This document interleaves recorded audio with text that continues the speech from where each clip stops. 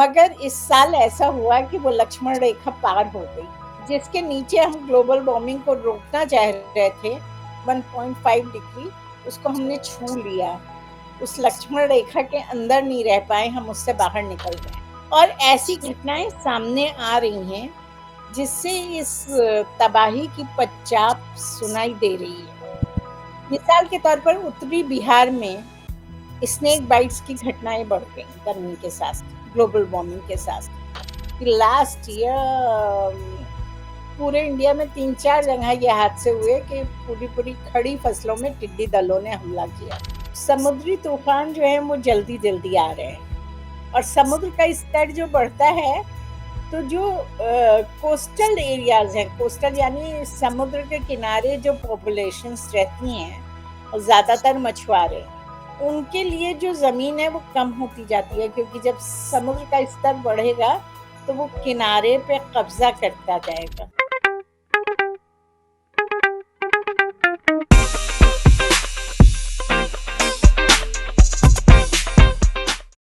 नमस्कार, जय हिंद। मेरा नाम है गुंजन खासपुरिया और आज के इस खास बुक पॉडकास्ट में आपका स्वागत है। आज जो हम टॉपिक डिस्कस करने जा रहे हैं वो बहुत ही इंफॉर्मेटिव है, इम्पॉर्टेंट है और एक ऐसा टॉपिक है जिसके बारे में हमें समझना, जानना और पढ़ना बहुत ज़रूरी है। ये है climate change and global warming. इस टॉपिक को समझने के लिए हमारे साथ एक एक्सपर्ट हैं, doctor Seema Javed ma'am. She is an environmentalist, a journalist and a scientist. इस पॉडकास्ट में हमने ढेर सारी बातें की हैं, जैसे climate change and global warming क्या होता है, इसके इंटरनेशनली और नेशनली क्या स्टेप्स लिए जा रहे हैं ताकि हम किस हद तक क्लाइमेट चेंज को रोक सकें, हम लोग अपने लाइफस्टाइल में क्या चेंजेस ला सकते हैं। देश दुनिया से हमने एग्जाम्पल्स लिए हैं, इंडिया से हमने एग्जाम्पल्स लिए हैं, उत्तर प्रदेश, बिहार, राजस्थान, मुंबई, यहाँ सब जगहों पर क्लाइमेट चेंज का क्या असर पड़ रहा है। So without wasting any time, let me take you to Seema Javed ma'am, and before going to ma'am, I would like to share this thing with you कि मैम के साथ हम एक सीरीज़ लॉन्च करने वाले हैं only on Khaas book podcast, जिसके बारे में हम क्लाइमेट चेंज, एनवायरमेंटल, सब के बारे में ABC से लेकर XYZ तक सब कुछ समझने वाले हैं। So we will be soon releasing future podcast with Seema ma'am. Right now let's begin this podcast. Thank you so much. तो मैम कैसे हैं आप? बस अच्छे हैं। Welcome to Khaas book podcast. And thank you. Before beginning the podcast, मैं अपने viewers को बताना चाहती हूँ that doctor Seema Javed ma'am is our first female guest on Khaas book podcast and I am super excited and super happy कि मुझे ये honour मिला। And thank you so much ma'am. आज का जो पॉडकास्ट हम शूट करने वाले हैं बहुत ही इंटरेस्टिंग होने वाला है and at the same time बहुत ही इंफॉर्मेटिव है, या अगर मैं अपने ओपिनियन से कहूँ तो बहुत ही ज़रूरी है हमारी सोसाइटी के लिए। इनफैक्ट वर्ल्ड लेवल पर अगर हम इस प्रॉब्लम को डिस्कस करें तो बहुत ही इम्पॉर्टेंट है। क्लाइमेट चेंज, ग्लोबल वार्मिंग क्यों होता है और इन सब का मतलब क्या होता है। तो आइए जानते हैं एक्सपर्ट से, सीमा मैम से। तो मैम आप हमें बताइए कि व्हाट इज़ क्लाइमेट चेंज। देखिए, पहले तो मैं कहूँगी thank you very much for inviting me on Facebook platform. It was a pleasure to join you all. दूसरी बात ये कहना चाहूँगी, आप कुछ समय से देख रही हैं कि पिछले कुछ सालों से हर साल एक न्यूज़ आती है, एक खबर आती है कि ये साल जो था दुनिया का सबसे गर्म साल था। अब की भी मार्च अप्रैल से गर्मी शुरू हो गई और फिर एक बार खबर आई कि अब की जो इस साल 2024 का अप्रैल और मई है, वो दुनिया के पिछले 125 सालों में सबसे गर्म रहा। तो क्लाइमेट चेंज कुछ और नहीं है, जब टेम्परेचर्स जो हैं या वेदर पैटर्न पूरी धरती के ग्लोबली एक अचानक से बदल जाते हैं।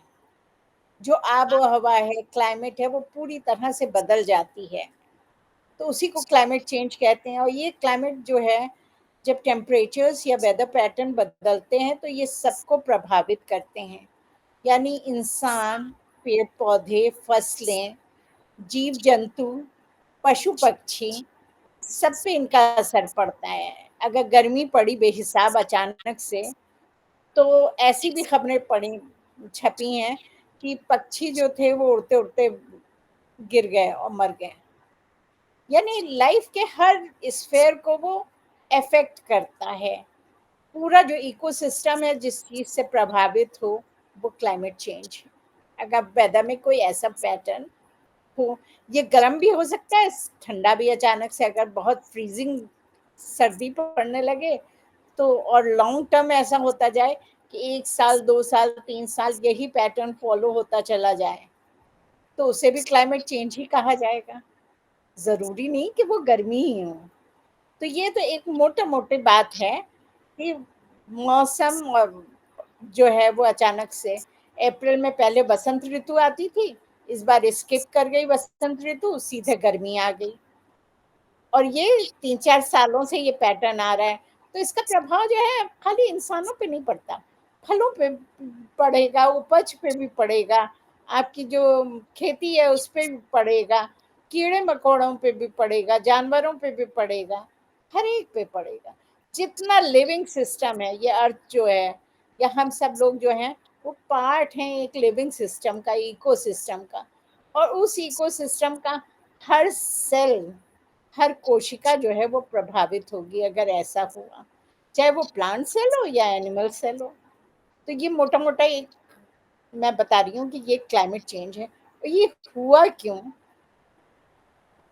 जब से ये धरती बनी है, इस धरती पे बहुत से युग आए, तमाम जानवर आए, और फिर यही क्लाइमेट चेंज हुआ और ऐसा हालात हो गए कि उन जानवरों के या उन उस समय में जो पेड़ पौधे पशु पक्षी थे उनके रहने लायक ये अर्थ नहीं रह गई, और क्लाइमेट चेंज की वजह से वो विलुप्त हो गए, जिसे कहते हैं चले गए, खत्म हो गए।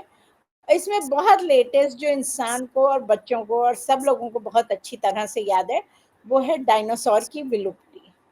डायनासोर जब खत्म हुए थे तब भी कुछ ऐसे ही क्लाइमेट चेंज हुआ था। यानी अचानक से मौसम बदल गया था और वेदर पैटर्न्स ऐसे बदल गए थे कि वो डायनासोर के रहने लायक नहीं रह गए थे। जो वेजिटेरियन थे डायनासोर, उनके लिए भी इस दुनिया की आबो हवा या क्लाइमेट ऐसी बदल गई थी कि उनके भी खाने लायक, उनकी गर्दनें लंबी थीं, उनको चाहिए होते थे पेड़ जो ऊपर हों, लीफ लगी हो, वैसे पेड़ नहीं रहे। क्लाइमेट बदल गई तो उसकी जगह श्रब्स हो गए, यानी झाड़ियाँ हो गई जो एकदम नीचे, तो वो भूखे मर गए। जो कार्निवोर्स थे वो भी मर गए। यानी ग्लोबल वार्मिंग या क्लाइमेट चेंज हुआ तो वो पूरी एक प्रजाति जो थी वो विलुप्त हुई। और इसी तरह आजकल भी हो रहा है। इंसान के आने के बाद ये धरती जो थी सबसे अपने बेस्ट बिहेवियर पे रही है क्लाइमेट वाइज। यानी टेम्परेचर्स इसके बड़े मॉडरेट रहे, बड़ा स्टेबल एटमॉस्फेयर रहा। मगर हुआ ये कि धीरे धीरे हमारा 18वीं सदी में औद्योगिक युग की शुरुआत हुई, जिसे हम कहते हैं इंडस्ट्रियल एरा। और जब इंडस्ट्रियल एरा आया तो इंसान को एनर्जी की नीड्स बहुत ज़्यादा बढ़ी, क्योंकि हमने तब तमाम सारी डिस्कवरीज की अपने लिए। जैसे इलेक्ट्रिक कार की, इलेक्ट्रिसिटी की डिस्कवरी हुई। इलेक्ट्रिसिटी की डिस्कवरी का मतलब हमने कोयला जला के उससे बिजली बनानी सीखी, थर्मल पावर प्लांट्स लगाए। कोयला हमने बहुत मात्रा में जलाया क्योंकि नई नई चीज़ थी, बिजली जहाँ जहाँ पहुँची वहाँ वहाँ थर्मल पावर प्लांट्स लगे, हमें उतना ही कोयला जलाना पड़ा। कोयला जलाना पड़ा तो इसका मतलब कार्बन डाइऑक्साइड, नाइट्रोजन के ऑक्साइड सब हवा में गए। उसके बाद हमने व्हीकल्स की डिस्कवरी की। साइकिल की जगह मोटर कार इसने ली, स्कूटर ने ली।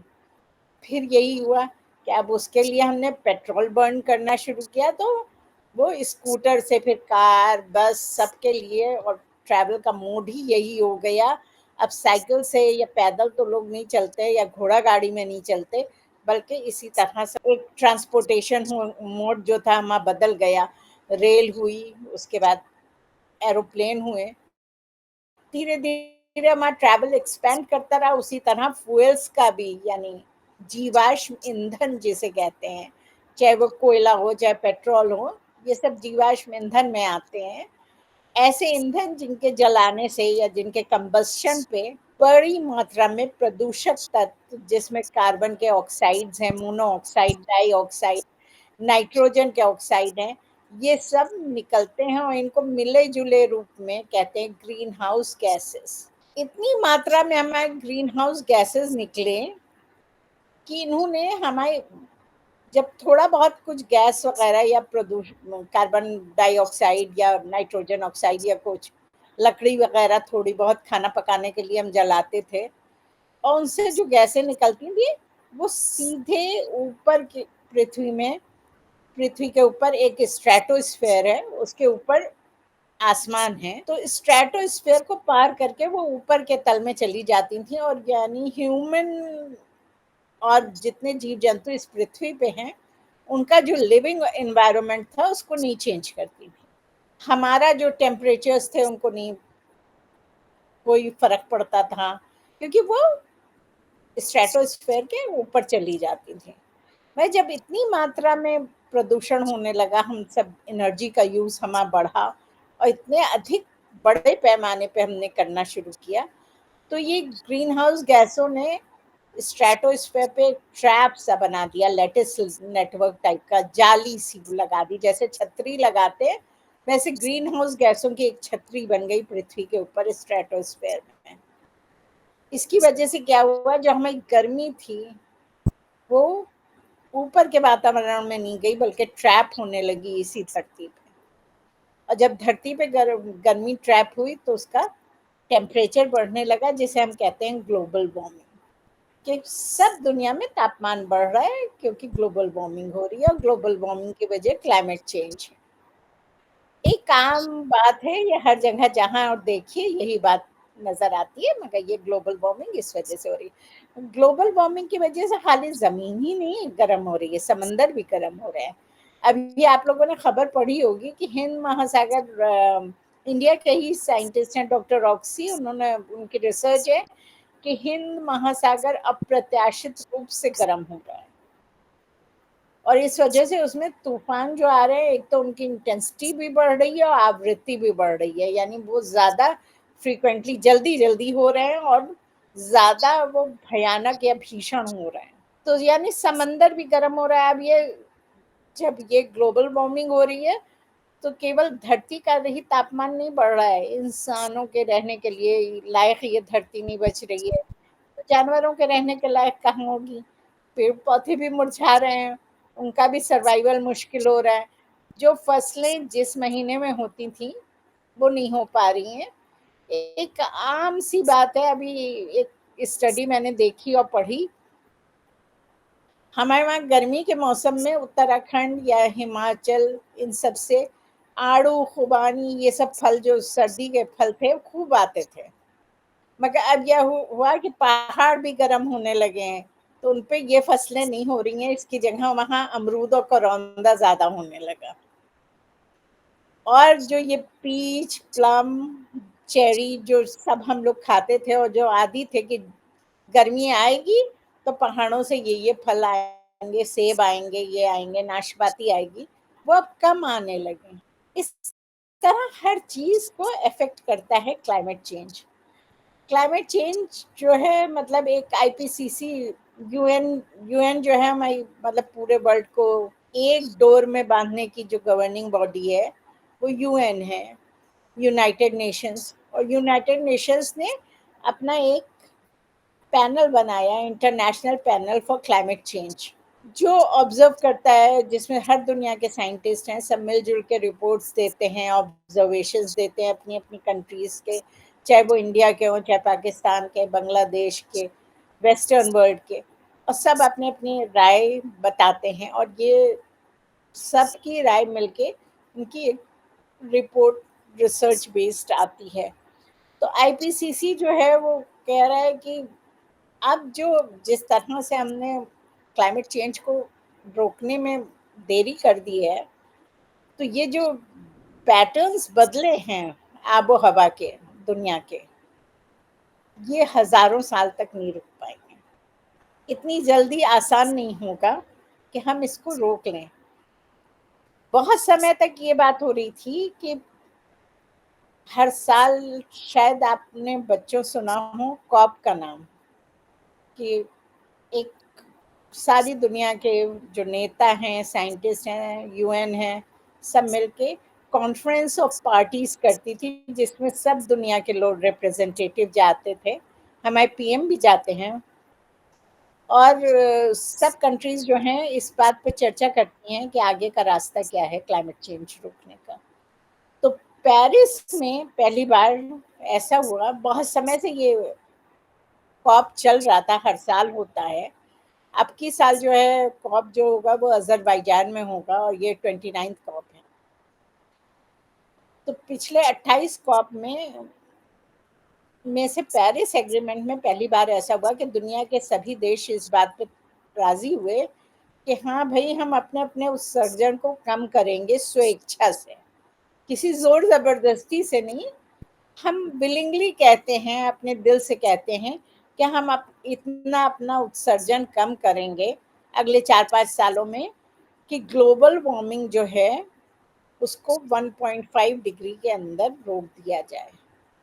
मगर इस साल ऐसा हुआ कि वो लक्ष्मण रेखा पार हो गई, जिस जिसके नीचे हम ग्लोबल वार्मिंग को रोकना चाह रहे थे, 1.5 डिग्री, उसको हमने छू लिया।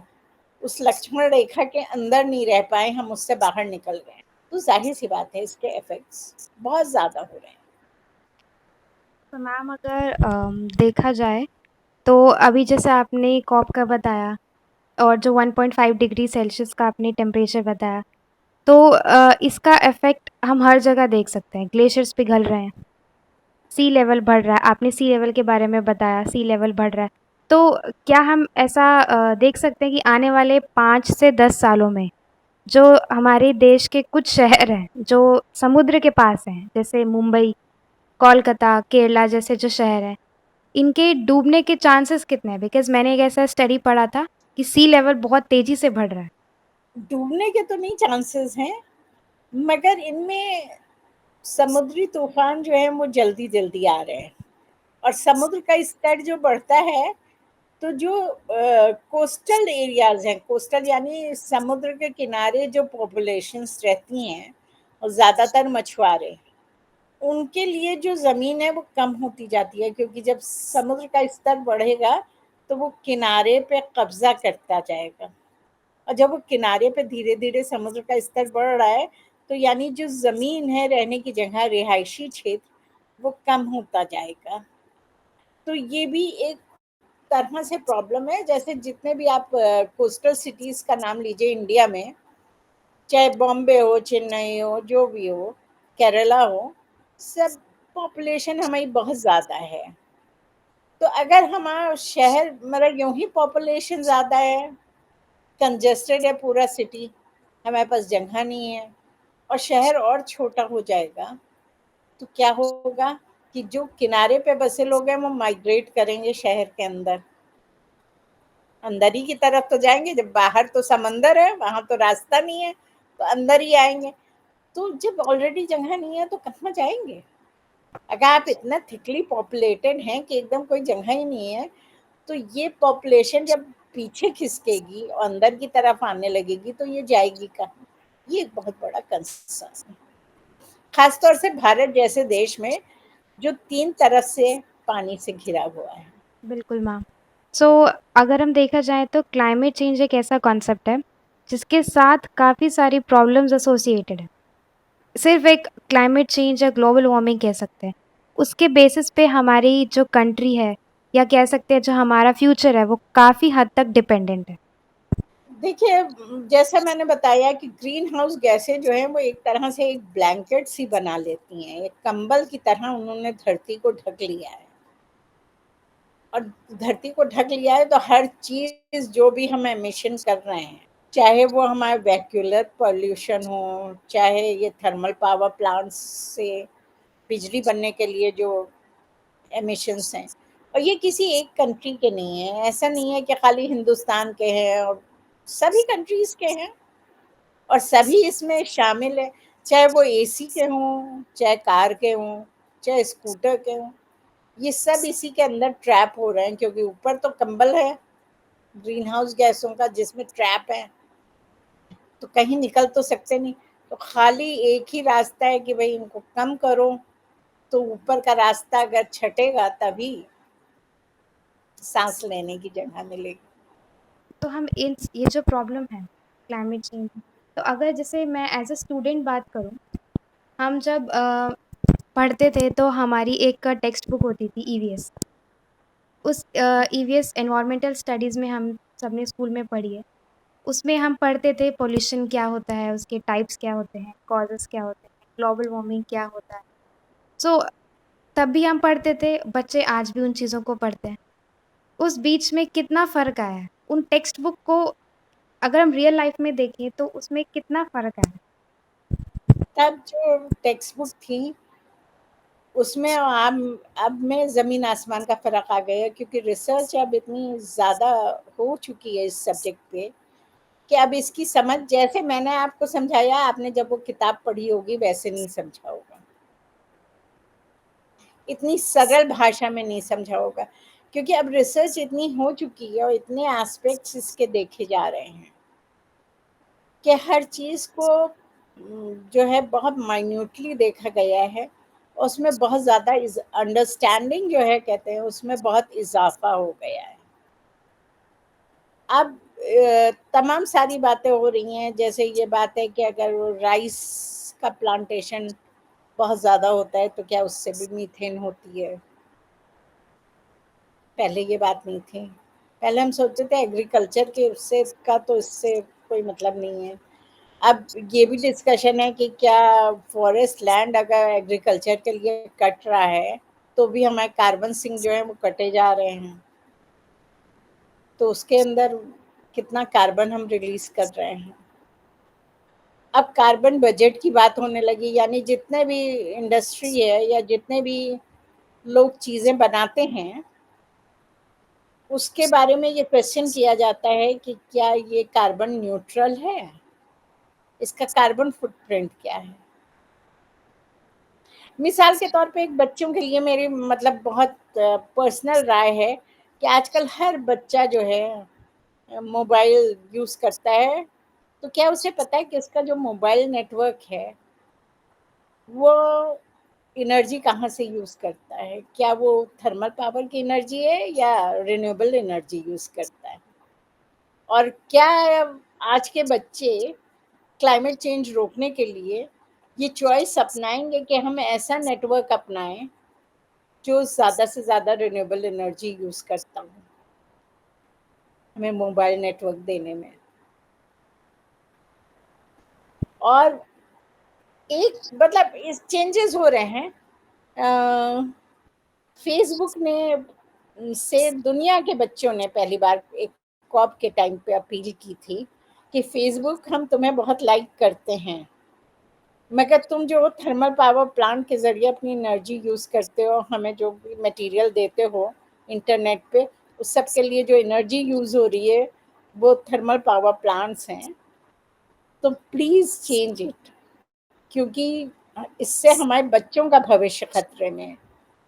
और उसने इतना प्रेशर बिल्ड किया बच्चों की बात ने कि मार्क जुबेनर ने, जो फेसबुक ओन करते हैं, उन्होंने डिक्लेयर किया और मतलब इंटरनेट पे आके बताया कि मैं जो हूँ एनर्जी चेंज ही नहीं कर रहा हूँ फेसबुक अपनी, बल्कि नेट पे अवेलेबल रहेगा कि कितनी कार्बन न्यूट्रल एनर्जी है फेसबुक, कितनी यूज़ कर रहा है, जो उसके मॉडेम्स हैं, जो ट्रांसमिशन मोड्स हैं, उस सब के लिए हम कंप्लीटली रिन्यूएबल जाएंगे। जब आप कह रही हैं जैसे आपके बचपन में नेट ज़ीरो की कोई बात नहीं थी जब आप पढ़ रहे थे। अब बातें हो रही हैं नेट ज़ीरो की, तब खाली एमिशन की बात थी। तो नेट अब ज़ीरो जैसे लिंकेजेस, मतलब आप उसको थोड़ा बताएँगे? नेट ज़ीरो जैसे मतलब कि कार्बन न्यूट्रल हो शहर। बहुत से शहरों ने ये बात कही है कि हम अपने को ऐसा बनाएंगे कि at the end of the day हम एकदम कार्बन न्यूट्रल है, यानी हमने ज़ीरो भी कार्बन नहीं इस्तेमाल की अपने किसी क्रियाकलाप में। और ये शहर ये टारगेट लेके पूरा भी कर रहे हैं। पूरे पूरे शहर अपने ऐसे सिस्टम्स बिल्ड कर रहे हैं कि वेस्ट सेग्रीगेशन हो रहा है, वेस्ट की रिसाइकलिंग हो रही है, बचा वेस्ट है वो मैन्योर के लिए जा रहा है। किस तरह से वो कार्बन अपने फुटप्रिंट्स बढ़ा रहे हैं। अगर वो थर्मल पावर यूज़ कर रहे हैं तो उसको ऑफसेट कर रहे हैं उतना ग्रीन बेल्ट लगा के या कार्बन सिंक लगा के। तो कार्बन ऑफसेट कर रहे हैं, यानी हमने अगर जितना कार्बन उत्सर्जित किया तो उसको सोखने की भी व्यवस्था की। पेड़ जो हैं वो कार्बन सोखते हैं और फोटोसिंथेसिस के ज़रिए उससे अपना फूड बनाते हैं।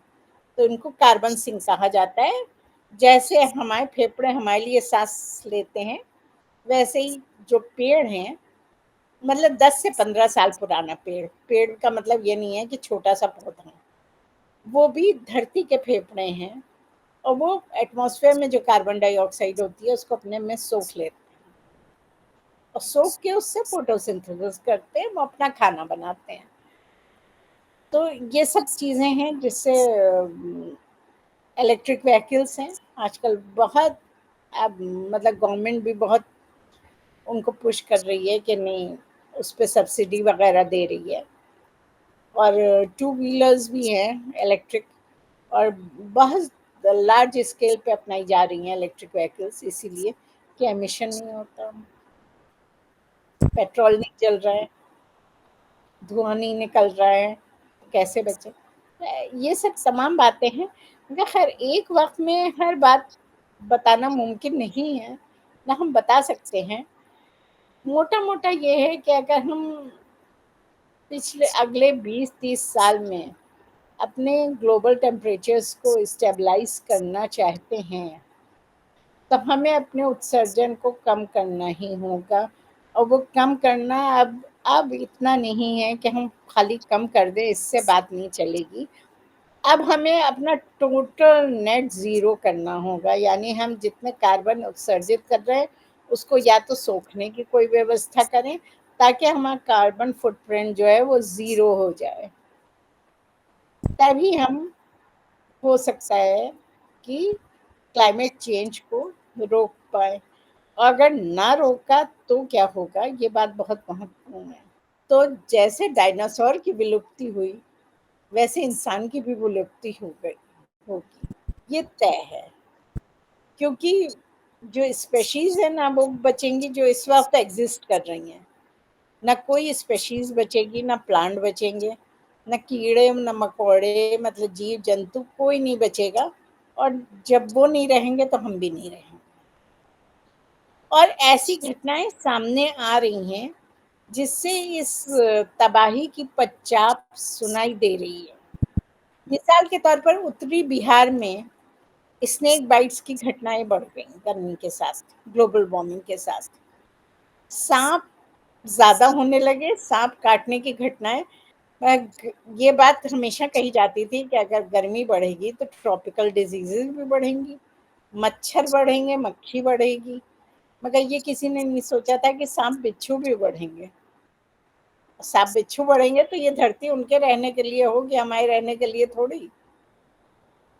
इसी तरह से अब खाने का मतलब रिस्ट्रिक्शन हो गया, जैसे हमने बताया कि अब जो पीच और प्लम और नाशपाती और सेब आप खाते थे वो कम हो गए हैं, जो हमारे हिल्स में होते थे अब उतने नहीं हो रहे हैं। अब उसकी जगह अमरूद और करौंदा ज़्यादा होगा, क्योंकि वो गर्मी में भी हो सकते हैं, इमली भी हो जाएगी। तो फलों में भी अब आपकी चॉइस कम हो रही है। तो धीरे धीरे मौसम जो है, ये क्लाइमेट चेंज और ग्लोबल वार्मिंग अपना जो असर है वो दिखा रहे हैं हर कंट्री में। हमें भी ये देखने को मिल रहा है, हम चाहे उसे नोटिस करें ना करें, देखना चाहें ना देखना चाहें, पता तो चल रहा है, पता तो चल रहा है ना। इस तरह से राजस्थान में आप बैठी हैं और आपको पता होगा कि लास्ट ईयर पूरे इंडिया में 3-4 जगह ये हादसे हुए कि पूरी पूरी खड़ी फसलों में टिड्डी दलों ने हमला किया। Definitely ma'am. जबकि ये जबकि ये कभी होता नहीं है। ये भी ग्लोबल वार्मिंग और क्लाइमेट चेंज की वजह से ऐसे हो रहे हैं कि टिड्डियाँ इतनी बढ़ रही हैं। और मतलब जिन किसानों की पूरी खड़ी खड़ी लहलहाती फसल वो पूरी तबाह और बर्बाद हो गई।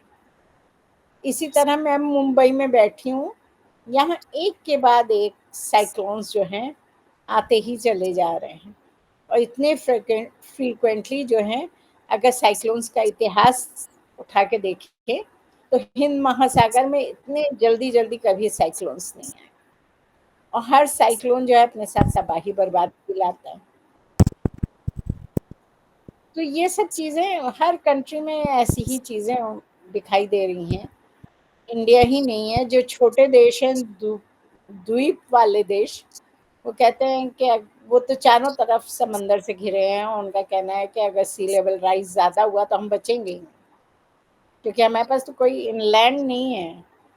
हमारे पास तो फिर एक तरफ हिमालय है और पहाड़ हैं, तीन ही तरफ से हम घिरे हैं, वो लोग हर तरफ से घिरे हैं।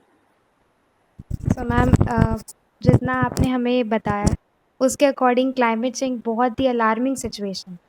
अब ये हम लोग बहुत ही अलार्मिंग, क्योंकि हमने 1.5 डिग्री वाली जो ग्लोबल वार्मिंग थी उसको क्रॉस कर लिया। 1.5 डिग्री वाली ग्लोबल वार्मिंग की लक्ष्मण रेखा ये थी कि हम लोगों ने तय किया था सन 1860 से जो है टेम्परेचर के रिकॉर्ड वर्ल्ड के मौजूद हैं, तो उसको हमने बेसलाइन माना था 1860 का, और कहा था उससे ऊपर जितने टेम्परेचर जा रहे हैं, ज़्यादा गर्म हो रही है दुनिया, उसको ग्लोबल वार्मिंग कहा जाए। तो वो 0.28 हुई और करते करते अब 1.5 डिग्री हो गई, उसको हमने कहा था ग्लोबल वार्मिंग। और ग्लोबल वार्मिंग के लिए ये सोचा था कि अगर 1 पॉइंट, साइंटिस्टों ने सब रिसर्च करके बताया था कि अगर 1.5 डिग्री के अंदर उसको रोक लेते हैं, ट्रैप कर देते हैं ग्लोबल वार्मिंग को, क्लाइमेट चेंज को, कि इससे ज़्यादा ना जाए, तो हम हालात को कंट्रोल कर लेंगे। मगर हमने उसको पार कर दिया, तो जाहिर सी बात है अब हालात हमारे लिए भी बेकाबू हो रहे हैं। और एक ये अनुमान था कि अगर मतलब जो उत्तरी भारत है, जहाँ समंदर की बात नहीं है मगर धूप और गर्मी खूब पड़ती है, उनके लिए ऐसा प्रेडिक्शन है कि अगर अगर मतलब क्लाइमेट चेंज को नहीं रोका गया तो एक इंसानी आबादी का बड़ा हिस्सा जहाँ रहता है वो सहारा डेजर्ट जितना गर्म हो जाएगा, और ह्यूमन पॉपुलेशन के रहने लायक नहीं होगा।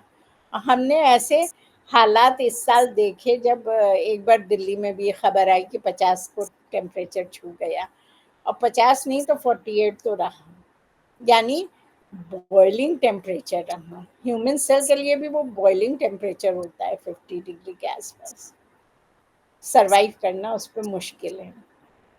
तो ऐसे हालात हो ही रहे हैं, और ये सर्वाइवल का सवाल है climate change. There is no other way, there is no other way, कोई दूसरा रास्ता नहीं है बचने का। इसको इसको रिवर्ट करना है, और इसको रिवर्ट करने के लिए खाली गवर्नमेंट ही को नहीं हम जिम्मेदार ठहरा सकते हैं।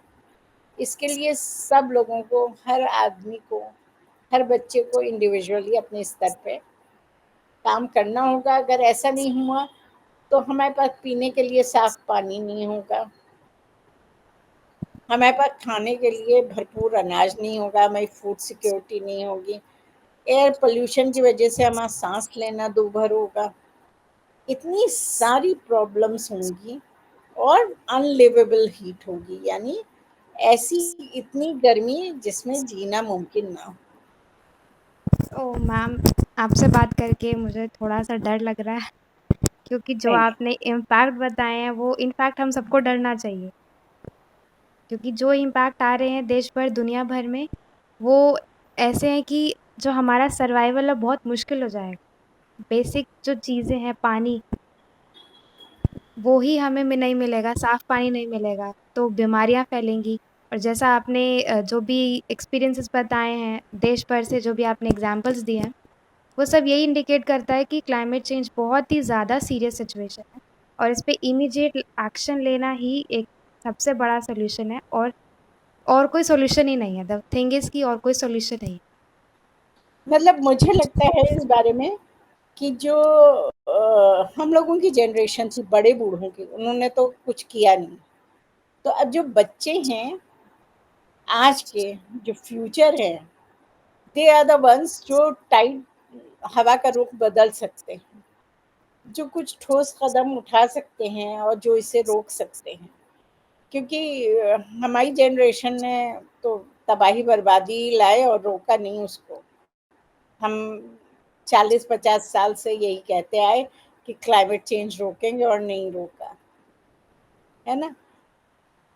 तो हम लोग तो नहीं, मगर इसलिए जो नई पौध है, जो फ्यूचर है, उनका इस बारे में अवेयर होना और ज़्यादा ज़रूरी है।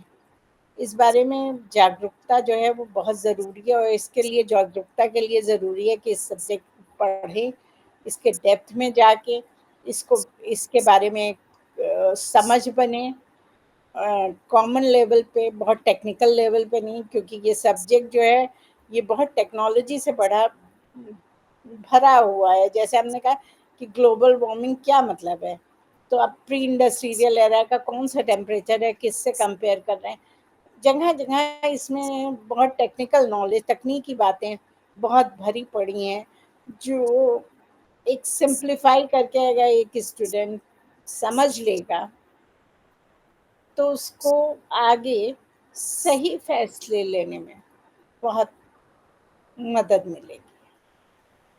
और सही फैसले केवल अपने बारे में नहीं, मगर सही फैसले जो है जो स्टूडेंट्स हैं उनके इस पूरी दुनिया के लिए बहुत ज़रूरी है। एब्सोल्युटली मैम, आपने जो भी बताया वो हम यही होप करते हैं कि हमारे व्यूअर्स सिर्फ उसे सुने नहीं, अपनी लाइफ में देखें कि क्या चेंजेस आ रहे हैं और उनके बारे में सोचें, एक्शंस ले। तभी जैसा आपने कहा कि कुछ लोगों के करने से नहीं होगा, जब तक हर एक सिटीज़न, इनफैक्ट इस दुनिया का हर एक इंसान जब तक कोई एक्शन नहीं लेगा, तब तक जैसा आपने बताया कि डायनासोर्स की पूरी एक प्रजाति गायब हो गई थी, उस तरीके से हम ह्यूमंस पर वो सेम सिचुएशन ना आए, इसके लिए हमें कंबाइंड एफर्ट्स लेने होंगे। और आज का जो पॉडकास्ट था वो काफ़ी इन्फॉर्मेटिव था एंड आई होप कि हमारे ऑडियंस को, स्पेशली हमारे जो स्टूडेंट्स हैं, उन्हें बहुत कुछ सीखने को मिलेगा। आने वाली जनरेशन को काफ़ी अच्छा मैसेज दिया है आपने। सो अभी हमें मैम के साथ और सारी बातें करनी है, ढेर सारी बातें, बिकॉज़ क्लाइमेट कॉन्सेप्ट ही ऐसा है एंड मैम की जो एक्सपर्टीज़ है इसमें वो काफ़ी अच्छी है। सो हम एक और पॉडकास्ट में मिलेंगे मैम के साथ, इस कॉन्सेप्ट के बारे में और जानेंगे, कि इसकी बारीकियाँ जानेंगे, वर्ल्ड लेवल पर, इंडिया लेवल पर हम और क्या कर सकते हैं। So thank you so much ma'am for being with us. Thank you. Thank you so much ma'am.